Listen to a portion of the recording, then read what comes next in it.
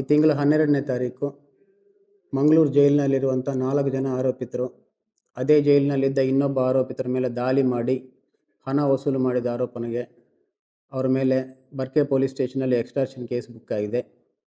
ಈ case investigation ಟೈಮಲ್ಲಿ ಇದರಲ್ಲಿ ಕೆಲವು ಆರೋಪಿತರ ವಿರುದ್ಧ 2 ಪ್ರಕರಣಗಳಿದ್ದಾವೆ ಅಂತ ಗೊತ್ತಾಗಿದೆ. ಅದರಂತೆ ಕೇಕೋಕ ಆ್ಯಕ್ಟ್ ಅಟ್ರಾಕ್ಟ್ ಆಗುತ್ತಿರುವುದರಿಂದ ಇವರೆಲ್ಲರ ವಿರುದ್ಧ ಕೂಡ Karnataka control of organised crime act invoke ಮಾಡಲಾಗಿದೆ. ಯಾರೇ ಆರೋಪಿತರು ಈಗಾಗಲೇ 2 ಪ್ರಕರಣ ಇದ್ದು ಮತ್ತಿನ್ನೊಂದು ಪ್ರಕರಣದಲ್ಲಿ ಭಾಗಿಯಾಗಿದ್ದರೆ ಅವರ ವಿರುದ್ಧ ಕೇಕೋಕ ಆ್ಯಕ್ಟ್ ಇನ್ವೋಕ್ ಮಾಡಲಾಗುವುದು. ಇದರಲ್ಲಿ ಇವರು ಆ್ಯಕ್ಚುಲಿ ಮಾಡಿದ್ದಂಥ ಅಫೆನ್ಸ್ಗೆ 3 ವರ್ಷ ಪನಿಷ್ಮೆಂಟ್ ಇದ್ದರೂ ಸಹ ಕೇಕೋಕ ಆ್ಯಕ್ಟಲ್ಲಿ ಕನಿಷ್ಠ 5 ವರ್ಷ ಪನಿಷ್ಮೆಂಟ್ ಇದೆ. ಕನಿಷ್ಠ 5 ವರ್ಷದಿಂದ ಜೀವಾವಧಿ ಶಿಕ್ಷೆವರೆಗೂ ಪನಿಷ್ಮೆಂಟ್ ಆಗುವಂಥ ಒಂದು ಪ್ರೊವಿಷನ್ ಇದೆ.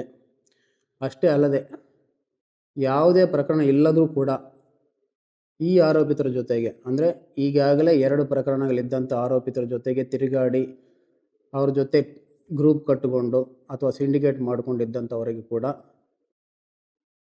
ಮೆಂಬರ್ಸ್ ಆಫ್ ಆರ್ಗನೈಸ್ಡ್ ಗ್ಯಾಂಗ್ ಅಂತ ಒಂದು ಸೆಕ್ಷನ್ ಇದೆ.